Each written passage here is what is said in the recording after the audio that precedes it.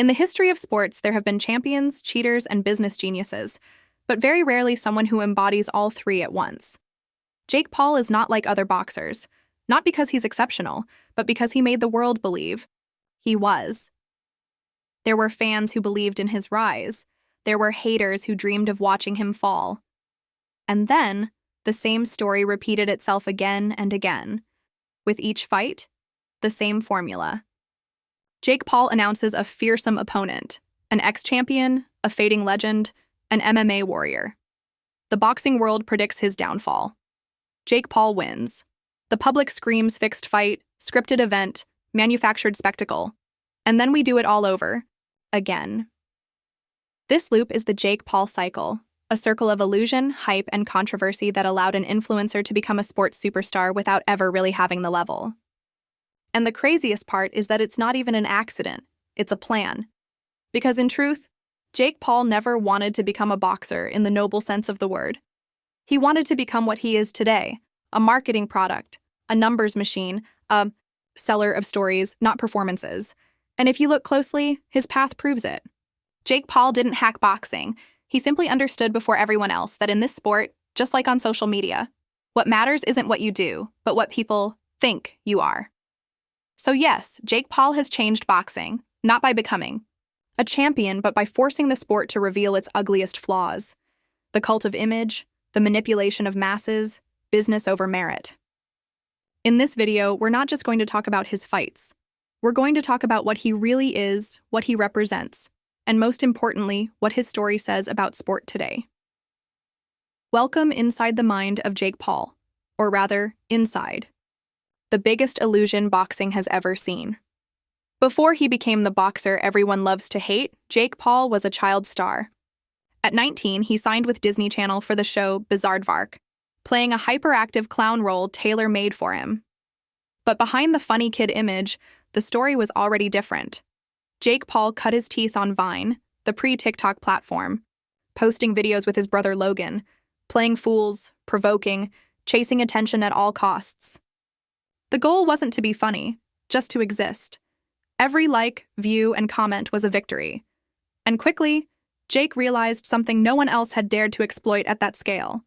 Bad publicity is still publicity. Filmed bullying, public humiliation, provocations even toward his own friends. Everything was fair game to get a few more seconds of screen time. When harassment videos resurfaced, people were outraged. He gained followers. As long as people talk about him, he wins.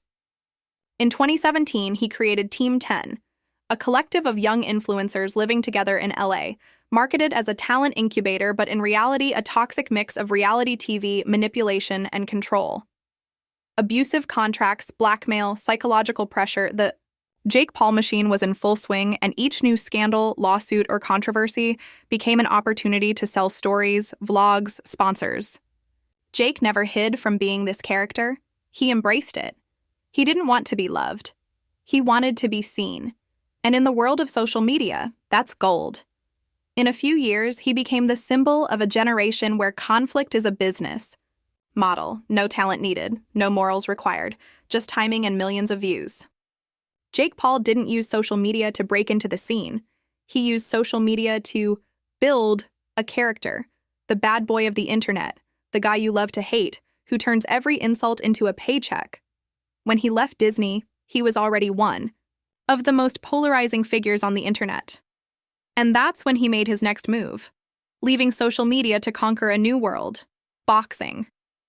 Not for the sport, not for the glory, but to replay the exact same script. When Jake Paul arrived in boxing, he didn't sell a dream of becoming a champion. He saw a storyline.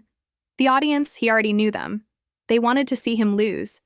They wanted a real fighter to shut his mouth. But he gave them exactly what they wanted, or almost.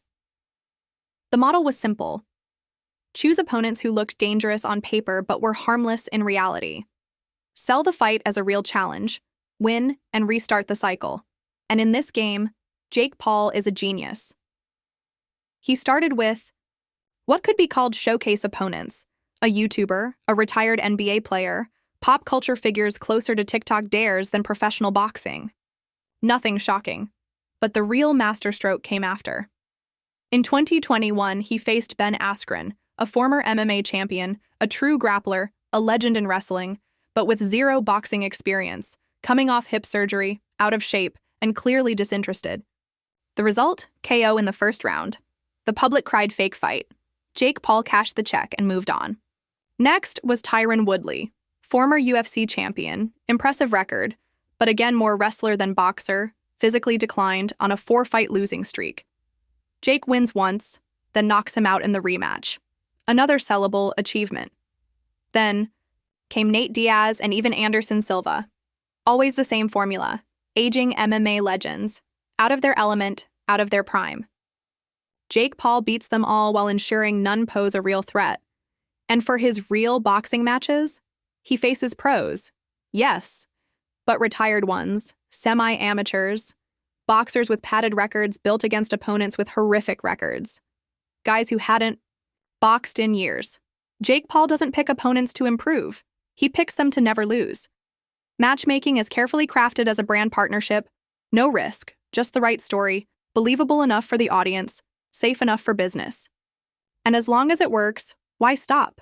Let's be clear, Jake Paul is not a total beginner in the ring. He hits hard, has a decent sense of timing, and handles big event pressure well. But that's not what makes a good boxer. When you watch his fights, you don't see highlights. You see mistakes. Mistakes even well-trained amateurs shouldn't be making. Jake loves the stab jab to the body, a jab to the midsection to break distance. On paper, perfect. In execution, a disaster. He lunges forward, drags his rear foot, loses his balance. The result? He's stuck on his front leg, wide open to counters. Exactly the kind of mistake that cost Errol Spence dearly against Terrence Crawford. His favorite weapon? The overhand right? The one he used to KO Woodley. Powerful, yes, but telegraphed. Jake cocks his rear hand like a bolo punch, drops it, and rotates his shoulder. For a real boxer, that's an open invitation for a clean counter. And under pressure, Jake backs up in a straight line, no angles, no active guard. He ends up in the ropes in a passive shell with no initiative. Even Inoue wouldn't survive with that kind of flaw. He also has a ducking reflex. Against a jab or feint, Jake instinctively lowers his head. No issue in theory, except he does it every time, without protecting his flanks or keeping his hands up. A seasoned boxer would feint once and punish the next. Jake knows the moves, but not how to execute them. He mimics boxing without mastering it. And in a sport where mistakes are punished in seconds, that will be his undoing. He can beat retirees, MMA vets, hand-picked boxers. But against a real young, sharp pro, those errors won't be forgiven. Jake Paul is an Instagram boxer, great in clips, exposed when it gets real. For 2 years, he controlled the narrative, hand-picked opponents, perfectly marketed fights. Then came Tommy Fury, not a monster, not a future world champ, just a real boxer, young, active, from a boxing family. And that was enough. In February 2023, Jake Paul fought Tommy Fury in the long-awaited real test. The truth was brutal. 8 rounds of one-way traffic. Fury boxed simply, cleanly, and efficiently. He touched, moved, controlled the range. He was never in danger. Jake was heavy-footed, predictable, unable to impose his rhythm or adapt. He tried to pressure, got countered, tried to counter, got beaten to the punch. Even his overhand missed. Yes, Jake dropped Tommy in the final round, but it looked more like a slip turned into a slow-mo highlight to save face. And even that night, the Jake Paul cycle was ready to spin again. I lost the decision, but I fought my heart out. I'll be back stronger. I proved I'm a real boxer. In reality, the boxing world saw what needed to be seen. When Jake Paul faces a young, active, serious boxer, he doesn't have the level, the timing, or the tools. Even his own business partners left the arena without comment. That night, the mask fell.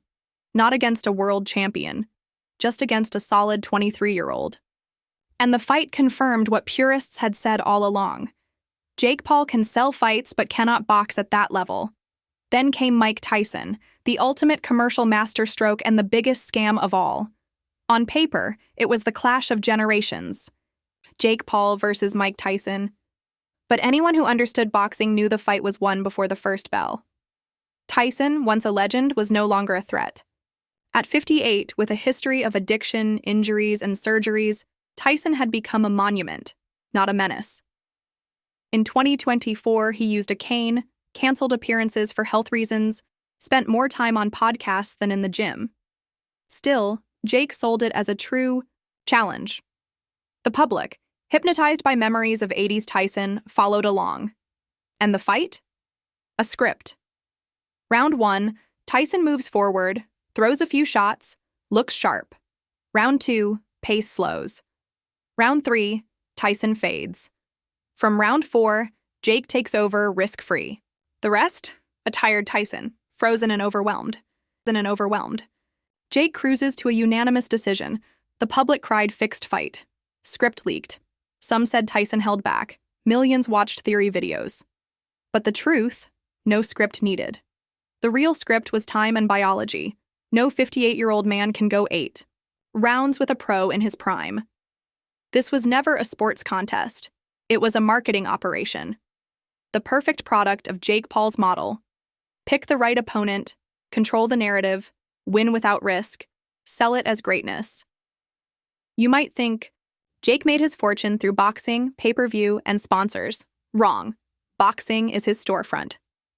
His real business is in the shadows, and it began long before gloves. Before boxing, he had Team 10, officially a creator house. In reality, an exploitation machine. Unfair contracts, surveillance, emotional manipulation. Jake ran a media microcult. And it worked because he understood early. Success isn't about talent, it's about control. During the pandemic, Jake leveled up to crypto and NFTs. He launched scam projects, bought his own tokens, dumped them on fans when prices soared. Classic pump and dump on an industrial scale. Young, naive fans believed Jake would make them rich. And it worked, over and over. Between fake Pokemon NFTs and fabricated crypto projects, Jake made millions off his audience. Even when the SEC investigated, he didn't stop. Boxing isn't his business. It's his money laundering machine. Through contracts, sponsors, and fight purses, he gives legitimacy to millions in untraceable crypto, shady deals, and rigged bets. Fake ticket sales, fake production companies, shell firms, offshore accounts, financial smokescreens, he's done it all. Even his fights became financial cover. Dozens of offshore accounts, companies created before events, unexplained crypto, transfers. Jake turned each fight into a financial operation. Sport was just the set dressing. And where it gets darker, his links to organized crime. Journalist threats, partner intimidation, disappearing witnesses, vanishing money. Jake isn't just a businessman. He's part of a system where influence, dirty money, and crime intersect. Jake Paul isn't just the bad boy of YouTube. He's one of the clearest examples of how business can corrupt sport and manipulate millions. The real question isn't whether Jake is a real boxer. It's how we ever considered him one. Objectively, Jake learned to box. He trained, improved. He's better than 99% of people in a gym. But boxing isn't that. Boxing is thousands of anonymous athletes dragging their gear from show to show for $500. Champions with no sponsors or spotlight. Careers built on ethics, not hype. Jake took a shortcut. Not by cheating in the ring, but by cheating legitimacy. He sold fake achievements, monetized false accomplishments, and took advantage of an era where image means more than truth. Jake Paul isn't an isolated issue.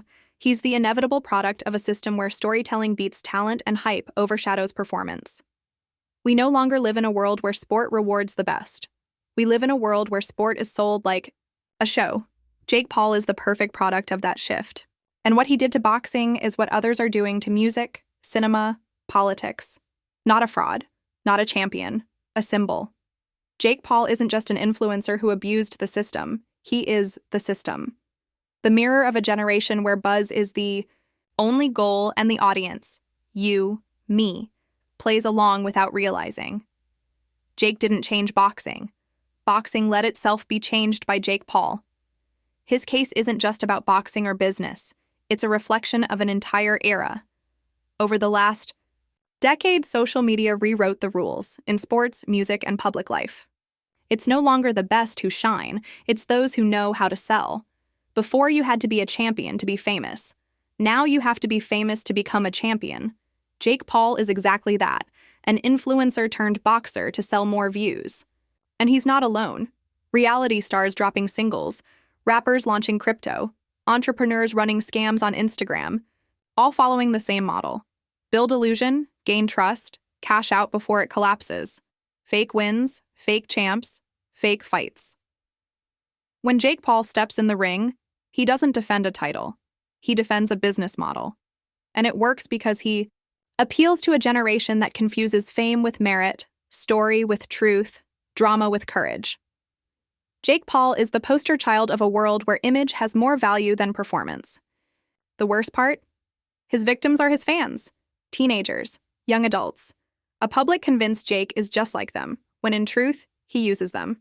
To sell fake coins, to inflate his numbers with bots, to sell dreams that become nightmares. Kids who see him as a role model, only to lose their money, time, and trust.